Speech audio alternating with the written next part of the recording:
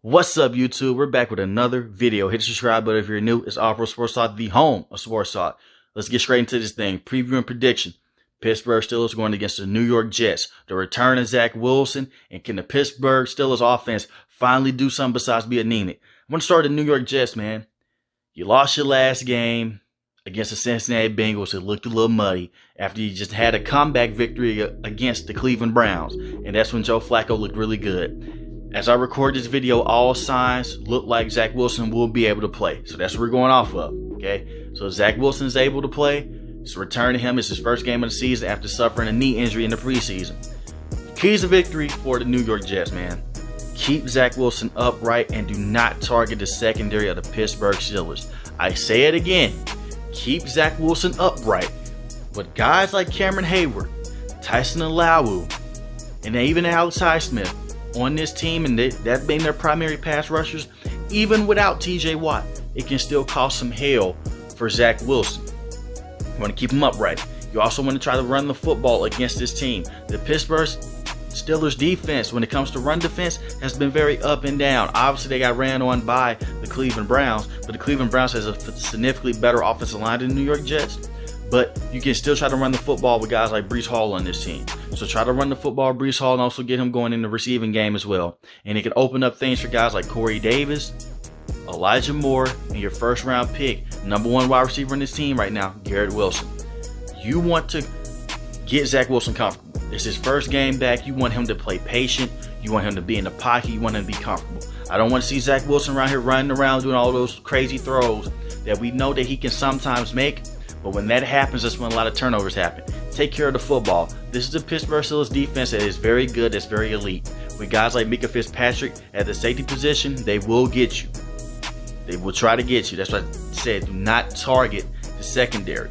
Target the linebackers instead.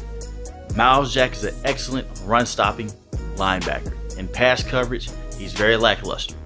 Devin Bush has been up and down this season, but in pass coverage, he's been very lackluster. Target these linebackers and get these linebackers out in space. Get these linebackers out in space. You can run the football up the gut. And you can run the football in the stretch type of plays. And you can work off a play action and try to spread open the field if you're the New York Jets. Defensively, continue to do well the teams have done, such as New England Patriots and the Cleveland Browns. Play the Pittsburgh Steelers 10 yards and up, because they haven't shown any type of capability to continue to throw the ball down the field. And I know someone's going to say, well, what happens when Mr. Trubisky does throw the ball down the field?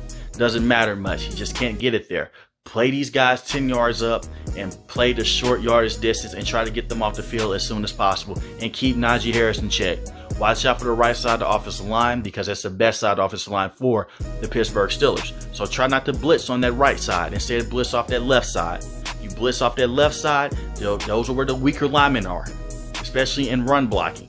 Come off of that side, you can get Mr. Trubisky uncomfortable and get Mr. Trubisky wavering. He's not having a turnover problem right now, but he's playing uber conservative. Take those short yardage around him, and he will either have to take the sack or throw the football away. And then with a defensive guru like Robert Saleh, I can easily see him playing a lot of cover one coverage, like how he did with the San Francisco 49ers, and a lot of Tampa 2 as well, with the linebackers coming down and those safeties coming down as well against this Pittsburgh Steelers team. So it look like single high safety, but they're realistically just going to try to drop down on a post or a slant route. For the Pittsburgh Steelers, man, your offense has to be better, and the offense has gotten better a little bit since week 1 to week 3, but it's still not where it needs to be. Your offense is still anemic. So you want to try to get Trubisky going and keep him upright. Get some shots going down the field. Make the defense respect you. Try to get Najee Harris going early into the game. Not running wise. Najee Harris can also catch the football. Try to get some screens going his way on the right side of the offensive line. Do some pitch and catches as well. And try to get guys like Jaylen Warren going as well. Do some screen plays and do some bubble screen plays as well to help Mr. Trubisky be able to set up shots down the field. Keep Trubisky on the move on the right side of the offensive line. I am sick and tired of seeing him stand into the pocket like he's Mac Jones or even Tom Brady. Keep him in the pocket and let him roll around. When he's at his best is when he's on his feet, and that's when he's able to move around.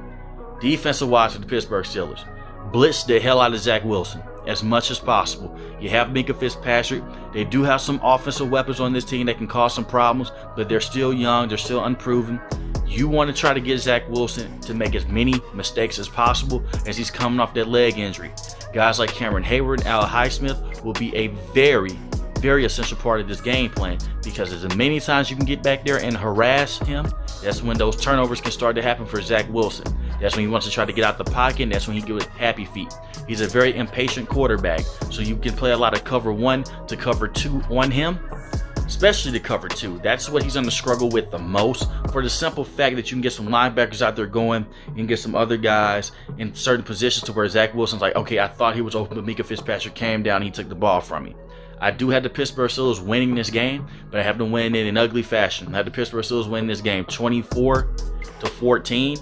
I think it will be a gritty game. I think Najee Harris will finally have that breakout game that a lot of fantasy owners want to see, but they have to run the ball to the right side of the offensive line, and watch out for guys like Quinn Williams on this defensive line, because they can cause havoc for this entire Pittsburgh Steelers unit. But I think the Pittsburgh Steelers are the better team. I think they're the better coach team, and I think that just Robert Saleh is going to lose to the more respected older veteran head coach. But anything can happen. So I have the Pittsburgh Steelers winning this game. Let me know in the comment section below, who do you have winning this game, the Pittsburgh Steelers or the New York Jets? If you're new to the channel, hit the subscribe button. If you like the video, hit the like button. Most importantly, when each and every last one of you guys, stay safe, stay positive. Thanks for watching my video, guys. Peace.